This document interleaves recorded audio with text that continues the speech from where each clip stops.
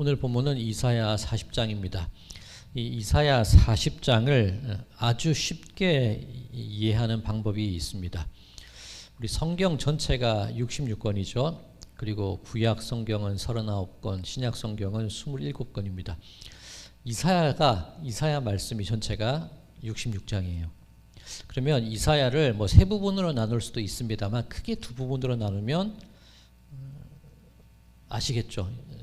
구약 39권, 신약 27권, 66권이니까 이사야 역시 39장까지 그리고 40장부터 66장까지 27장으로 나눌 수가 있습니다.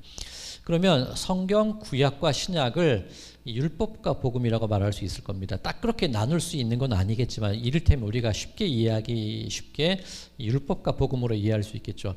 그럼 구약은 하나님을 떠나간 사람들의 이야기, 그들을 향하여서 하나님께서 부르시는 얘기, 돌아오지 않는 그들을 향하여 하나님께서 책망하시는 얘기, 율법에 관련된 그 모든 것이 구약의 내용이라면 신약은 예수 그리스도의 십자가, 복음, 복된 소식, 우리를 아무 이유 없이 구원해 주시는 예수님의 은혜, 그렇게 이해할 수가 있을 겁니다.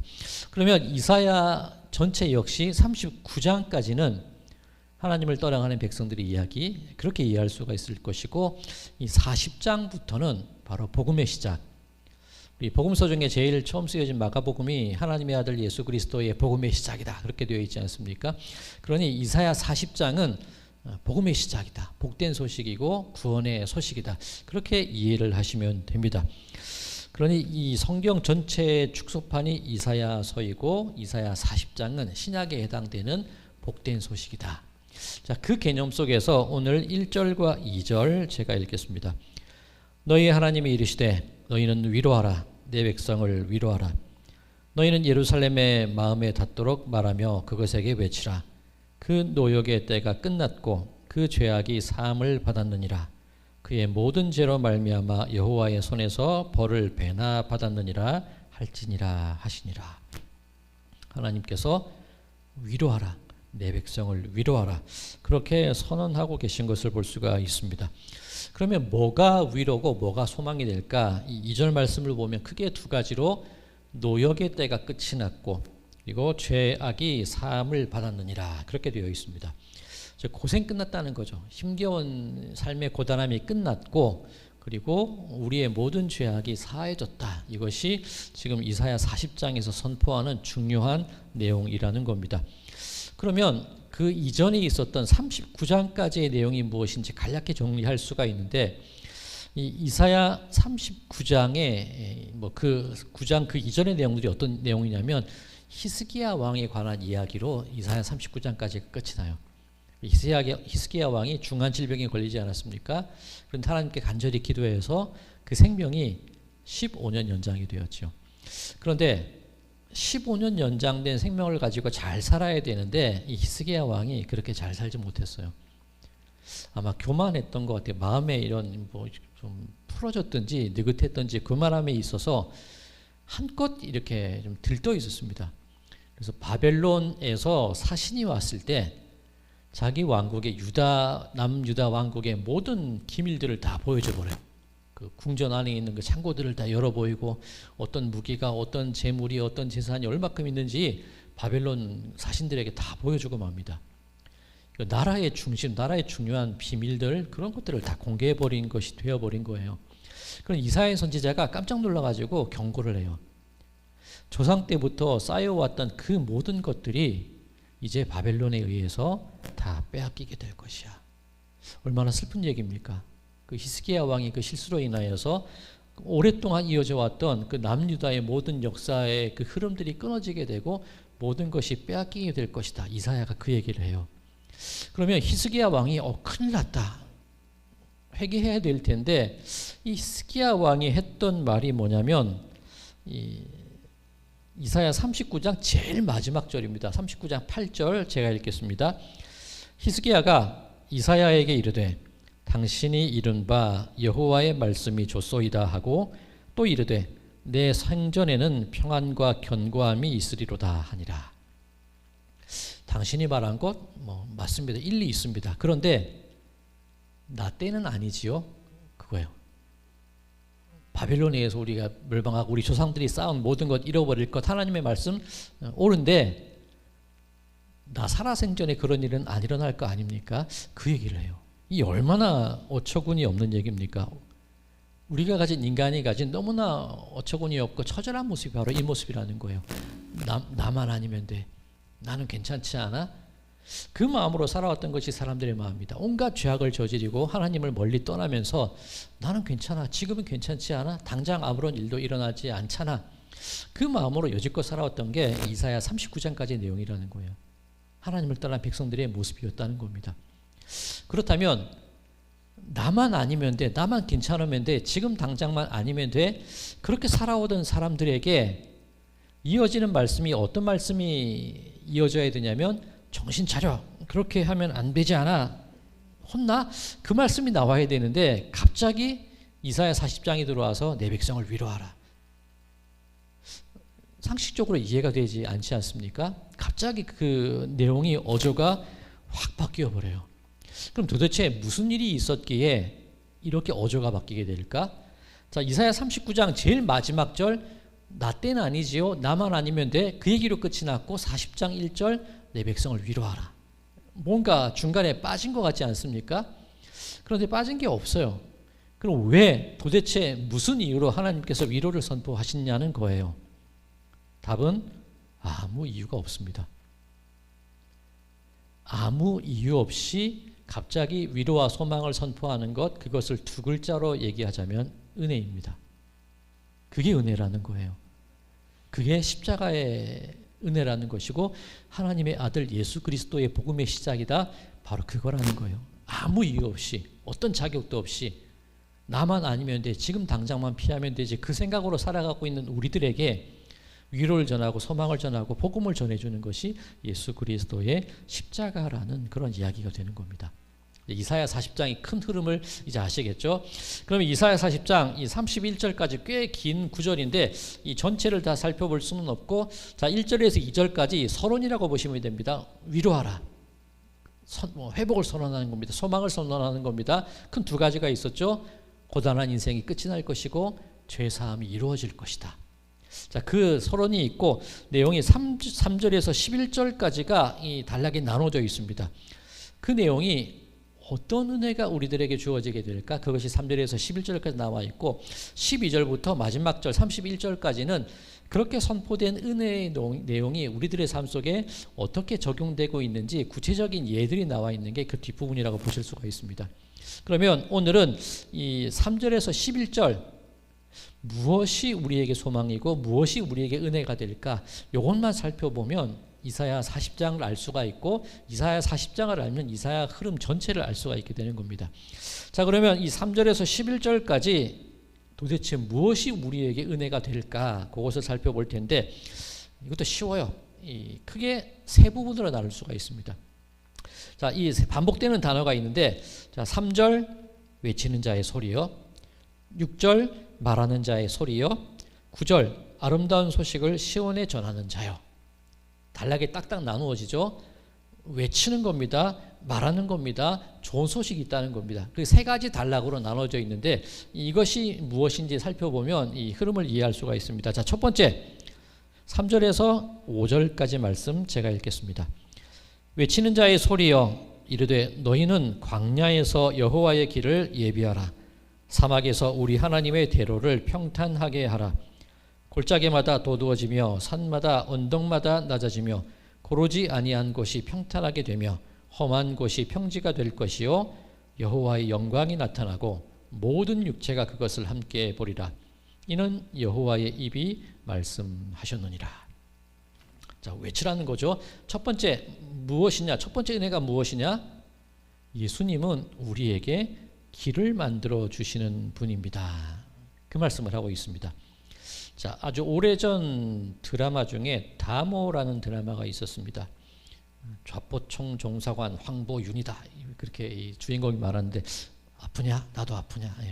그 대사가 나왔던 드라마입니다.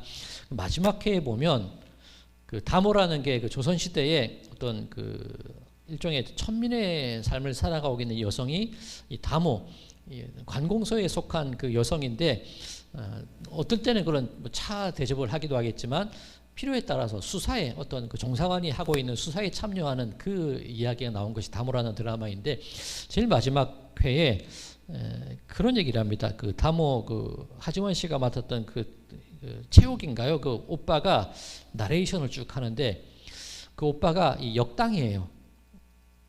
그런데 그 오빠가 한 얘기가 뭐냐면 길이라는 것이 원래는 없었는데 한 사람이 가고 두 사람이 가고 계속해서 다니다 보면 그것이 바로 길이 된다는 겁니다.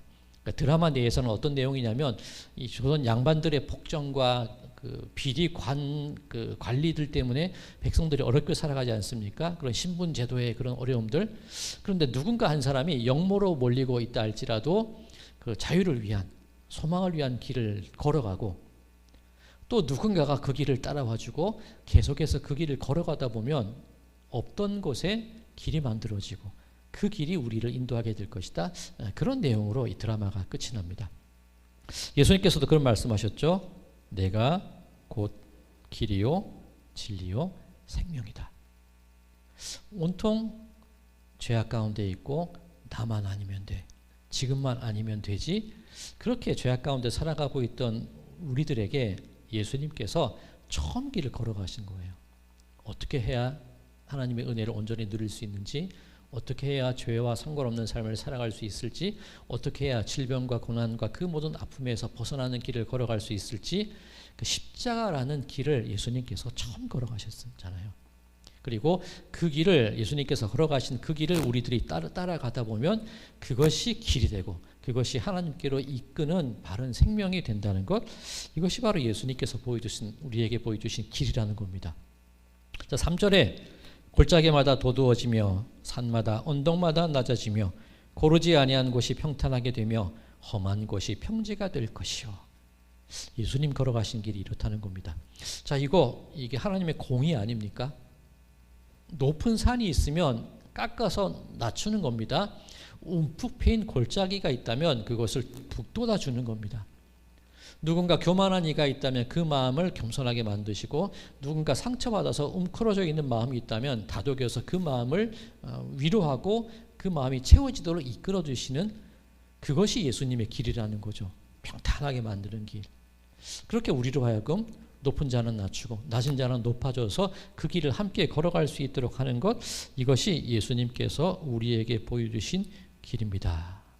그 의미를 가지고 있는 겁니다. 이게 우리에게 은혜가 된다는 거예요. 자, 우리 성도님들 살아가실 때 뭐 직장 생활일 수도 있고 여러 삶 속에서 거리끼는 일들이 얼마나 많이 있으십니까? 사람과의 관계가 어렵기도 하고, 또는 내 마음 가운데 어떤 숨겨져서 말하지 못하고 드러내지 못한 아픔들도 있지 않겠습니까? 그 때로는 너무 지치고 너무 또 힘들어서 이 예배의 자리를 사모하지만 나오지 못하는 경우도 분명히 계신단 말이에요. 그런데 그 길을 걸어가 보라는 겁니다. 높아서 우리가 오르지 못할 것 같은 길이라 할지라도 걷고 또 걷다 보면, 너무 깊어서 내가 도무지 빠져나올 것 같지 않은 길이라 할지라도 걷고 걸어가다 보면 언젠가 그것이 우리에게 길이 되고, 거리낌이 없고 상처가 조금 도두어지고 새살이 차오르고, 그렇게 우리들이 걸어갈 수 있는 그 길이 된다는 겁니다. 바로 예수님께서 그 길을 걸어가 주셨기에 우리들도 그 길을 함께 따라갈 수 있다는 것, 이게 은혜입니다. 이게 위로가 되는 이야기입니다. 첫 번째 그 얘기를 하고 있는 겁니다. 이걸 외치라는 겁니다. 바라기 우리 성도님들의 삶 속에 길 대신 예수님을 따라가심을 통하여서 높은 마음이 있거든 낮아지고, 상처받고 깊게 패인 마음이 있거든 새살이 돋아나고 북돋아지는 그런 삶이 되시기를 간절히 소망합니다. 자, 두 번째, 예수님께서 베푸시는 은혜 6절에서 8절까지입니다. 말하는 자의 소리여 이르되 외치라. 대답하되 내가 무엇이라 외치리이까 하니 이르되 모든 육체는 풀이요 그의 모든 아름다움은 들의 꽃과 같으니 풀은 마르고 꽃이 시들면 여호와의 기운이 그 위에 불미라. 이 백성은 실로 풀이로다. 풀은 마르고 꽃은 시드나 우리 하나님의 말씀은 영원히 서리라 하라. 자, 두 번째 은혜는 영원한 하나님의 말씀을 우리에게 알게 하셨습니다. 그 얘기입니다. 자, 화무 11홍이라는 얘기가 있죠. 열을 붉은 꽃은 없다는 거죠. 어떤 아름다운 꽃이라도 열을 지나면 시들기 마련이라는 겁니다. 자, 히스기야 왕의 얘기로 오늘 말씀을 시작을 했는데 히스기야 15년 생명을 연장받았습니다. 그런데 15년이에요. 어떻게 보면 길게 느껴질 수도 있을 겁니다. 당장 죽을 줄 알았는데 15년 더 사니까 기쁨이 될 수도 있을 텐데 영원한 거 아니잖아요. 금세 다가오는 시간일 텐데 히스기야 왕은 마치 영원히 이어질 것 같이 한껏 교만하게 돼서 한껏 들떠서 유다의 가장 중요한 것들을 적국에게 내보여주는 일을 해버렸다는 겁니다. 이게 착각이라는 거죠. 내 권력이, 내 권세가, 내 건강이, 내 평안이 영원할 거야. 그 생각으로 살아가는 것이 우리들의 착각이라는 겁니다.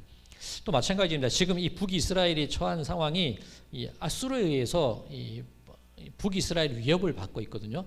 이 남유다가 처한 게 이 아수르가 있고 이 북이스라엘과 시리아가 연합해서 우리 함께 아수르에게 대항을 합시다. 그렇게 요청을 해요. 유다가 거절을 하거든요. 아수르 눈치를 보는 겁니다. 그래서 북이스라엘에서 쳐내려와 아수르 눈치를 봐 이래저래 치였던 것이 남유다의 모습입니다. 그리고 얼마 지나지 않아서 바벨론이 강성해져서 바벨론에 의해서 또다시 침략을 당하고 포로로 끌려가는 것이 이 남유다의 모습이거든요. 그런데 아수르가 강하다 한들 바벨론이 강하다 한들 그 나라들 역시 하나님 앞에서는 풀과 같고 꽃과 같다는 겁니다. 영원하지 않다는 거예요. 우리의 고생이 고난이 영원할 것 같지만 언젠가 그것이 끝이 나는 시간이 있다는 겁니다. 무엇에 의해서? 하나님의 말씀은 영원히 서리라. 우리가 영원하다고 생각하는 것, 그것은 일시적일 수밖에 없습니다. 우리가 기대고 의지하며 살아가는 것 한순간이라는 겁니다. 그런데 오로지 영원을 사모하는 마음은 말씀이 우리에게 주어졌을 때에 우리의 삶이 영원을 바라볼 수 있다는 겁니다. 요한복음에서 그런 말씀하지 않으셨습니다. 태초에 말씀이 계시니라. 그 말씀은 예수님이고 그 예수님은 하나님 당신이십니다. 그 얘기죠. 자, 그러면 우리들이 영원히 의지하고 영원히 바라봐야 될 비전이 무엇이냐? 내 눈앞에 있는 그것들이 아니라 말씀을 알게 하고 예수 그리스도를 사모하게 하신 그 마음을 우리에게 주신 것, 그것만이 영원하다는 거죠. 우리가 쫓아가야 될 영원한 것은 바로 주님의 말씀이요 하나님의 말씀이요 예수 그리스도를 바라볼 수 있는 그 눈이 열려진 것, 이게 은혜라는 겁니다. 이게 우리에게 위로가 된다는 겁니다. 자, 바라기는 우리 성도님들의 삶 속에 한순간 끝이 날 것 같은 그 내 인생의 여러 문제들 때문에 근심하고 아파하며 혹은 그것에 내 모든 것을 의지하시기보다는 영원을 바라보시면서 우리 주 예수 그리스도의 그 말씀, 예수님의 그 영혼을 사모하는 마음으로 이 세상을 살아나가시는 분들이 되시기를 간절히 소망합니다. 자, 세 번째 부분입니다. 9절에서 11절. 아름다운 소식을 시온에 전하는 자여, 너는 높은 산에 오르라. 아름다운 소식을 예루살렘에 전하는 자여, 너는 힘써 소리를 높이라. 두려워하지 말고 소리를 높여 유다의 성읍들에게 이르기를 너희의 하나님을 보라 하라. 보라, 주 여호와께서 장차 강한 자로 임하실 것이요 친히 그의 팔로 다스리실 것이라. 보라, 상급이 그에게 있고 보응이 그의 앞에 있으며 그는 목자같이 양떼를 먹이시며 어린 양을 그 팔로 모아 품에 안으시며 젖먹이는 암컷들을 온순히 인도하시리로다. 높은 산에서 외치라는 겁니다. 힘써 전하라는 겁니다. 소리를 높여서 온 백성이 알 수 있게끔 얘기를 하라는 겁니다. 무엇을 얘기하라고 하냐면 하나님께서 강한 자로 임하실 것이다. 이 강한 자라는 개념이 나오고, 두 번째 그의 손이 그의 팔로 다스리실 것이다. 다스리심에 관한 얘기가 나오고, 그 다음에 목자같이 양떼를 먹이는 목자의 이미지가 드러납니다. 우리 예수님이 이런 분이시라는 것 모든 사람들로 하여금 알게 하여라. 그렇게 선포하고 있는 겁니다. 즉 예수님이, 목자 되신 예수님이 우리의 인도자가 되십니다. 이게 우리에게 은혜가 된다는 거지요. 자, 이거 잘 이해를 하셔야 되는데, 이 강한 자의 어떤 다스리는 손, 이 강함이라는 것, 우리가 생각하는 강함은 세상이 생각하는 강함과는 조금 다릅니다. 우리가 이 시대를 살아가는 우리 교회들이 저지르는 실수 중에 하나가 너무 강해졌다는 거예요. 세상의 강함의 기준으로 거기에 맞춰졌다는 겁니다. 모여서 힘을 내고 한 목소리를 내고 흩어지지 않고 우리의 권리를 세상에 전하자. 이거 바벨의 언어예요. 그죠? 하늘까지 높이 탑을 쌓아서 우리의 이름을 드러내고 흩어짐을 면하고 그렇게 살아가자. 오늘날 교회들이 외치는 이야기들이 이 얘기가 되어버린 거예요. 예수님은 십자가의 강함으로써 우리의 죄를 사해 주신 게 아닙니다. 십자가를 꺾으심으로 우리에게 구원을 주신 것이 아니라 그저 도살장에 끌려가는 어린 양처럼 아무 소리 없이 그저 십자가에 달리심으로 우리에게 구원을 주신 겁니다. 예수님의 강함이라는 것은 모든 것을 휘어잡고 흩어지지 않게 만들고 외치는 그런 강함이 아니라 십자가에 달리셨음에도 불구하고 그 십자가를 벗어나지 아니하는 그 인내의 강함이 예수님의 강함이시라는 거예요. 그게 더 강함 아닙니까? 예수님의 능력으로 십자가 못 꺾으시겠습니까? 성전 꼭대기에서 뛰어내린 데를 천사가 그 발을 상하지 않게 못 하시겠습니까? 그런데 예수님께서 안 그러신다는 거예요. 그게 더 강함이라는 겁니다. 할 수 있음에도, 드러낼 수 있음에도, 꺾어버릴 수 있음에도, 주장할 수 있음에도 하지 아니하고 묵묵히 죽어짐으로 그 모든 일들을 해나가는 것이 진짜 강한 모습이라는 것, 그것이 예수님께서 우리에게 보여주시는 강함입니다. 이게 목자의 모습이죠.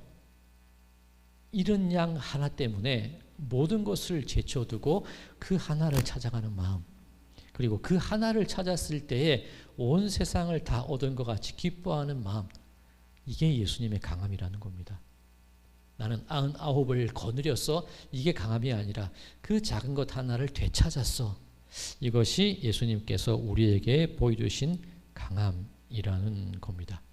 윽박지르고 강제로 이끌어오고 그렇게 우리를 돌보시는 분이 아니라 세상 어디라도 찾아가셔서 숨어있고 놓치고 외로이 있는 그 하나를 찾아서 어깨에 둘러매고 기분 좋게 돌아오시는 그 예수님께서 우리의 목자가 되신다는 것, 이게 은혜라는 겁니다. 구원이 우리에게 그렇게 주어진다는 겁니다. 자, 그렇다면 이 3절에서 11절까지 크게 세 가지가 있었죠. 잠깐 우리 다시 한번 기억해 볼까요? 무엇이 우리에게 은혜였습니까? 첫 번째, 길이 되시는 예수님. 내가 그 길을 걷고 또 걸을 때, 예수님의 길을 쫓을 때 나에게도 그 평탄함이, 평강이 나에게 주어질 것이라는 것, 이것이 첫 번째 것이었고, 두 번째, 영원한 말씀을 바라보며 살아갈 수 있는 우리들의 눈이 열려지게 된 것, 이것이 은혜요. 세 번째, 강함, 윽박지르고 억누르는 강함이 아니라 그 작은 하나를 되찾음을 통하여서 기뻐하는 그 강함으로써 우리가 세상을 바라보게 될 때 이것이 우리에게 위로가 되고 우리에게 은혜가 됩니다. 이사야 40장이 우리에게 주시는 말씀입니다. 이제 12절부터 마지막 절까지는 그런 여러 가지 예들입니다. 이 세 가지의 기준으로 보시면 이해하기 쉬우실 겁니다. 다 볼 수는 없고 마지막 한 절, 제일 마지막 31절만 읽겠습니다. 오직 여호와를 앙망하는 자는 새 힘을 얻으리니 독수리가 날개치며 올라감 같을 것이요 다른 박질하여도 곤비하지 아니하겠고 걸어가도 피곤하지 아니하리로다. 사랑하는 성도 여러분들, 나의 예수님을 앙망하시기 바랍니다. 앙망, 기다리는 거예요. 기대하는 거예요. 소망을 잔뜩 품고 있는 겁니다. 내 고된 삶, 힘겨운 인생 뛰어가야 되고 때로는 지쳐 낙심하며 가는 그 길 가운데 우리 예수님이 나의 기대가 되고 우리 예수님이 나의 소망이 되고 그 예수님의 삶이 나에게 주어질 것을 기다리는 그 앙망하는 마음으로 살아가게 될 때 우리들의 인생은 지치고 고단한 인생이 아니라 독수리 날개치며 올라가는 것 같은 그런 담대하고 힘있는 인생이 될 것이다. 이것이 오늘 우리에게 주시는 복된 소식, 구원의 소식이 될 줄로 믿습니다.